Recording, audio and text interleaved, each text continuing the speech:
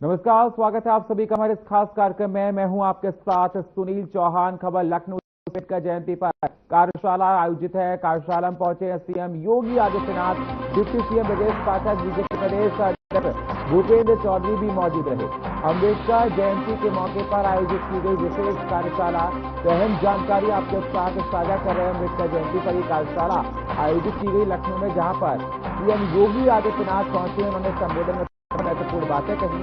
उन्होंने वक्फ बिल को लेकर बातें कही। तमाम महत्वपूर्ण बातें अपने संबोधन में सीएम योगी आदित्यनाथ ने कही हैं। तो सीएम योगी आदित्यनाथ अपना संबोधन कर रहे हैं। लगातार देखा जा रहा है कि विपक्ष को निशाने पर ले रहे हैं। तो सीएम योगी आदित्यनाथ अम्बेडकर में सीएम योगी आदित्यनाथ पहुंचे हैं।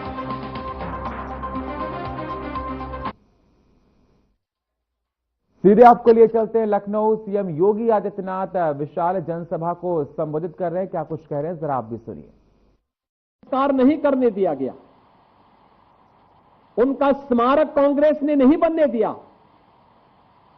और बाद में 1976 में देश के संविधान में ही उसकी प्रस्तावना में ही संशोधन करके ऐसे शब्द डाल दिए गए जिनके खिलाफ स्वयं बाबा साहब ने स्वयं भी तर्क दिए थे। बहनों और भाइयों, सही मायने में अगर आप देखेंगे तो बाबा साहब भीमराव अंबेडकर का वास्तविक सम्मान, उनके मूल्यों, उनके आदर्शों को सही प्रकार से सम्मानित करने का काम अगर किसी ने किया तो प्रधानमंत्री मोदी जी ने किया। बाबा साहब के पंच तीर्थ, उनकी जन्मभूमि मऊ मध्य प्रदेश,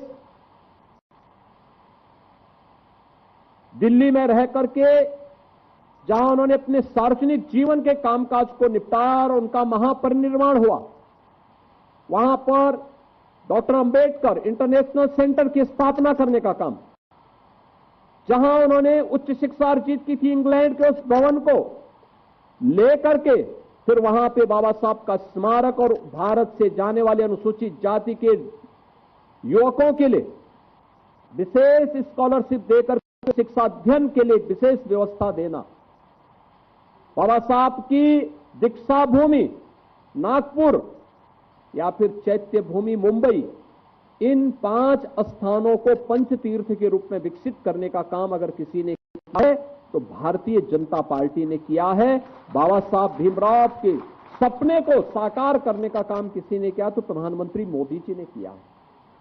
बहनों और भाइयों, यही नहीं, उत्तर प्रदेश में प्रधानमंत्री मोदी जी की प्रेरणा से हम लोग लखनऊ में भी बाबा साहब भीमराव अंबेडकर का एक इंटरनेशनल सेंटर और सांस्कृतिक केंद्र की स्थापना, उनका स्मारक और उनका एक सांस्कृतिक केंद्र भी स्थापित कर रहे हैं, जहां पर बाबा साहब भीमराव अंबेडकर के दर्शन पर शोध हो सके, लोग कार्य कर सके। कौन ऐसा महामानव था जिसने अपमान सह करके भी भारत और भारतीयता के लिए पूरा जीवन लगाया? वो कौन महामानव था जिसने देश की बदहाली के खिलाफ आवाज उठाई थी, गरीबों और वंचितों को उनका अधिकार देने का काम किया था? कौन महामानव था जिसने तंगहाली में, गरीबी में जीवन यापन करते हुए भी दुनिया की उच्चतम डिग्री, शिक्षा की उच्चतम डिग्री लेकर के भारत को आगे बढ़ने का काम किया था?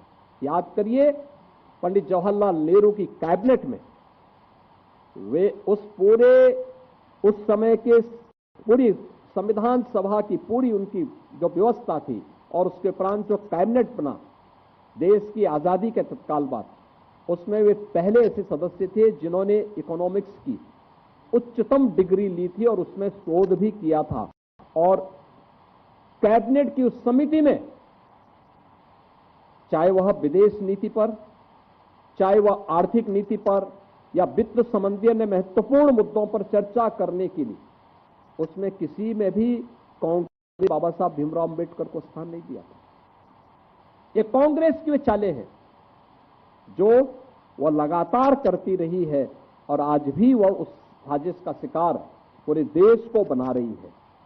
तो वही कांग्रेस हो या समाजवादी पार्टी, टीएमसी हो या वामपंथी दल, ये लगातार बाबा साहब भीमराव अंबेडकर के खिलाफ, सामाजिक न्याय के पुरोधाओं के खिलाफ षड्यंत्र रचते रहे और इन सबको यह समय है जब बाबा साहब भीमराव अंबेडकर की पावन जयंती के अवसर पर इन मुद्दों को लेकर के हम हर दलित बस्ती में, वंचित बस्ती में जाएं और वहां पर वास्तविक रूप से तथ्य रखें, लोगों को ये भी बताएं कि आखिर आजादी के 70 वर्षों में आपके घर क्यों नहीं बन पाए थे, आपको जमीन का पट्टा क्यों नहीं हो पाया था, आपको पेंशन की सुविधा से और छात्रवृत्ति की सुविधा से क्यों वंचित किया गया था, आपको स्वास्थ्य सुविधा के लिए आयुष्मान भारत का कार्ड क्यों नहीं मिल पाया था, आपको राशन कार्ड की सुविधा से वंचित किसने रखा था, आप लोगों को वैवाहिक व्यवस्था के साथ जुड़ते हुए मुफ्त की सुविधा देने का जो आपका अधिकार था, ये किसने वंचित रखा था, आपको नौकरियों से किसने वंचित रखा था, और आप तो यह व्यवस्था बढ़ करके नारी वंदन अधिनियम तक पहुंच करके समाज की उन सभी बच्चों को जो अब तक इन सुविधाओं से वंचित थे, देश की संसद और विधानसभा में जाने तक का भी मार्ग प्रधानमंत्री मोदी जी ने प्रशस्त किया है।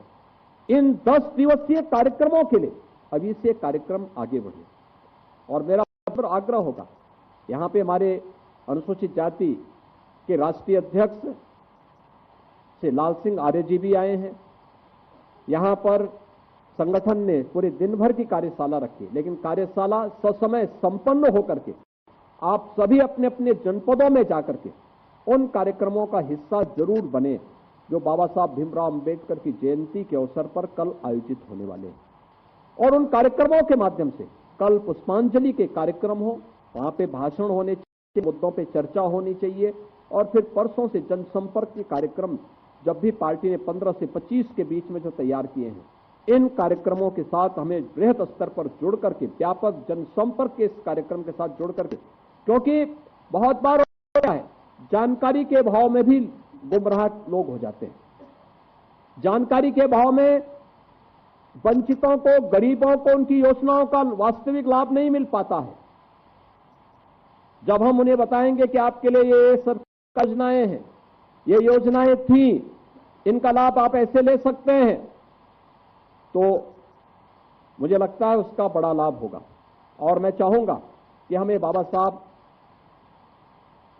अंबेडकर जी के उस महान व्यक्तित्व से प्रेरणा प्राप्त करते हुए प्रत्येक नागरिक को उसके साथ जोड़ने का कार्य करना चाहिए। और जो बाबा साहब ने कहा था कि मैं आदि भी और अंत भी मैं एक भारतीय के रूप में ही रहना चाहता हूं, उस भारतीय के रूप में प्रत्येक समाज के प्रत्येक तबके को जोड़ने का कार्य हम सबको करना है। इस विश्वास के साथ इस पूरी कार्यशाला के लिए मैं आप सबको अपनी शुभकामनाएं देता हूं। और मैं चाहूंगा कि हमें जो ब्रिजलाल जी ने पुस्तक लिखी है, साहब भीमराव अंबेडकर बनाम जोगेंद्रनाथ मंडल, उस पुस्तक को जरूर देखना चाहिए। ये स्वतंत्र भारत का वह दिग्दर्शन कराती है जो हर भारतीय की आंखों को खोलने वाला है और बांग्लादेश और पाकिस्तान की वास्तविक सच्चाई को भी सामने रखने वाला है। जरूर हम इसको एक बार देखें इस विश्वास के साथ। मैं आज के इस अवसर पर इस पूरी कार्यशाला के प्रति अपनी शुभकामनाएं देता हूं। धन्यवाद। जय हिंद।